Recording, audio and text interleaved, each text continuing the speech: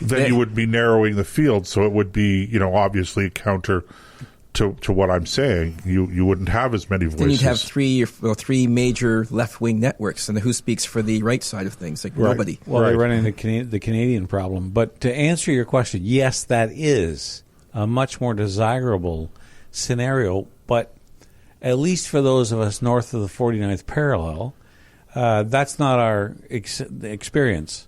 We have the communist broadcasting system. I mean, the Canadian broadcasting system.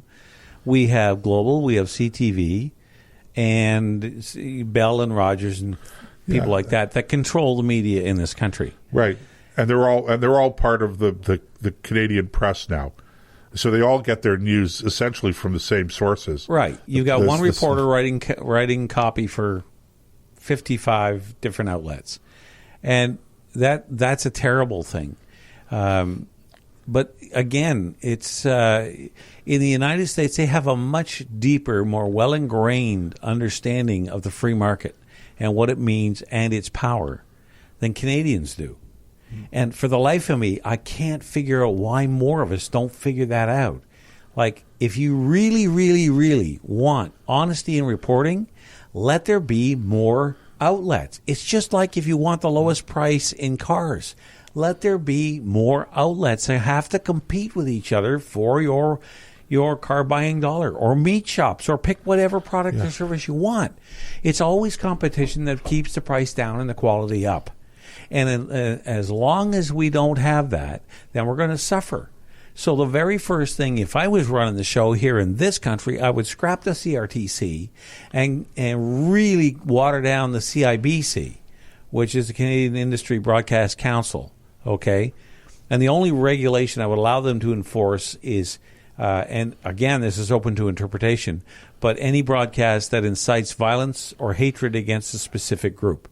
Right. Okay? So, in other words, and how you interpret that is, does that mean if a white guy stands up on a podium and say, look, Queen Elizabeth wasn't all that bad, or Queen Victoria, thank God for Queen Victoria because she gave us the right to own private property through our land grant patents. Is that hate speech? Because a lot of Native sympathetic groups would say, yeah, it is. Well, okay, yeah, it ain't, because it's history. And I would argue that we had the right to private property by virtue of our being people, free people, and that Queen Victoria notwithstanding, I mean, any law that recognizes the right to private property is really only a reflection of I think the natural order of the universe, so to speak. I'm very uncomfortable with the idea of ascribing to any government the notion that they have created our rights. She didn't create it. What she did was she wrote it down. Right. Okay. Big difference. So we're getting back to media manipulation, though. For example, I watch a lot of Rebel News. The last 2 months, people have been protesting against the lockdowns in Toronto. Yep. And if you see the footage of the way the Toronto police are handling people in the parks, it's scary. Like, they're grabbing people and pushing them down on the sidewalk, right on the cement, face down. And you're thinking, is this Canada? Is this really happening? But CBC will never show that. CP24 in Toronto, they don't show it. So if it wasn't for Rebel News, I would never see that footage. Right. Like, that scares me. That really scares me. That is a problem. And it, that comes down to an attitude that I think is more prevalent here in Canada than it is in the United States, and that is that the authorities are justified in doing whatever they do, like crossing the line within limits, if they're enforcing a law that you agree with. So, there very rarely will you hear in Canada anybody saying, I disagree vehemently with what you're saying, but I'll defend to the death your right to say it. Right. Okay. Everybody talks about freedom of speech, and what they mean is freedom of their rights. speech. Okay. They talk about defending rights as long as it's a right that I have, and that when you exercise the same right, you're not somehow or other stepping on my toes. Okay? So, everybody in Canada believes in the free market until it's my store that might be, or my industry that might be having some trouble. Then all of a sudden I'm going, well, we need more regulation, we need more subsidies, et cetera, et cetera. So it's, but I want to get back to the whole idea of media manipulation, because something we haven't talked, we have talked about it on the show. We haven't touched on it in this half hour, and that is, the social media platforms, and the fact if you want to talk about manipulating, I mean, the idea that what is essentially a monopoly like Twitter or a monopoly like Facebook could come back and say, we're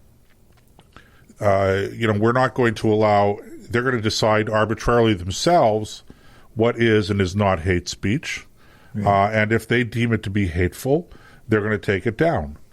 Now, hate speech is like pornography, right? I can't tell you what it is, but I know it when I see it or I hear it. Right. Okay, that kind of thing. It really is something that defies a clear, I think, definition.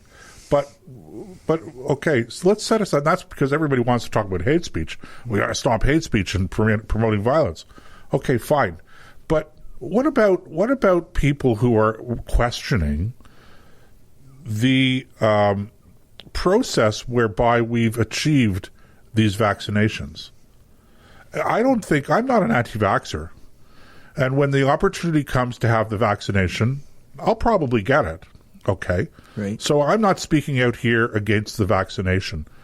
But it is absolutely true. It's factual to say that the process that we've arrived at these vaccinations it was pretty fast. One might say it was rushed. I don't think that's an unreasonable characterization. And on top of that, the vaccination itself is not your typical, at least to the degree that I understand it, is not your typical vaccine. That there are certain things that they've done in order to speed the process up that make it different from what other vaccines have been in the past. So you could actually, I think, make a credible argument that to a degree, this still is a little experimental. We don't know what the effect of these vaccines is going to be long term. I'm not afraid of them. I'm not worried about them. I'm just saying, I don't think that's an unreasonable or an invalid point of view. It's certainly, when people ask those questions, they ought not to be condemned. And these social media platforms ought not to be arbitrarily removing their posts and saying, you're an anti-vaxxer. Well, one of the things I think needs to be understood is there is legislation that should be used to prevent the Bill Gates and the Zuckerbergs and the different people of the world from arbitrarily swinging the axe to decide what is and what is not. And that's antitrust. When Ma Bell got too big and was charging obscene rates for long-distance phone calls back in the 70s, what did the government do? They broke it up. Now, it was a government entity, as I understand it. I don't remember. That's true, it was. Yeah, okay. But antitrust legislation applies across the board. I don't think it's just for crown corporations. So why don't they say to Zuckerberg or to the different, Twitter, whoever owns Twitter and things like that, say, listen, that's enough. If you don't stop censoring what's being said on your platforms to this degree. I mean, we all get the don't know violence, no hatred stuff. But to say that somebody who makes a comment against the Bill Gates vaccine, which we haven't seen the long-term consequences, because from what I understand, this actually is a genetic vaccine that affects your DNA. Now, whether that, I think that's true, and I'm more than willing to be corrected on that if that's not true. But if it is, where are the long-term consequences trials? Why did we rush so fast for a vaccine I don't think we really need in the first place? Well, those are fair questions, and I guess that's what I'm saying is that, again, I don't share those concerns, but I don't think that they're invalid concerns that ought to be erased or canceled or suppressed. I think that, if you want truth, you have to be prepared to hear out and answer, respond to uncomfortable questions. Yeah, and where is our media asking questions? Why aren't they interviewing some doctors or specialists who say, you know what, maybe we don't even need vaccines? Like one independent broadcaster today I was listening to said, hey, he's showing us the charts and going, in every province the infection rates are going down. This thing could actually burn itself out before we even need vaccinations. Yeah, wouldn't that be great? But it could happen. Right. The same thing. I mean, it's running its course. Yeah. Forget about vaccines. The same thing about lockdowns, and the same thing about masks. Okay. I mean, so you're going to be labeled some derogatory term and censored because you're going to come out and say, you know, I don't think masks are that big a deal. As I said, I'm not an anti-masker, but I think that masks have a very limited utility. And that's not just my opinion. I mean, there's a lot of very serious medical professionals out there who agree with that opinion. Yeah. And there are people like my mom who is very, very, very elderly, and she says she doesn't want the vaccine. She's prepared to live the rest of her life without the vaccine. Well, she's not the only one. All right, another half hour. In the books. In the books, as it were. Okay, so, ladies and gentlemen, we are going to have to take a break.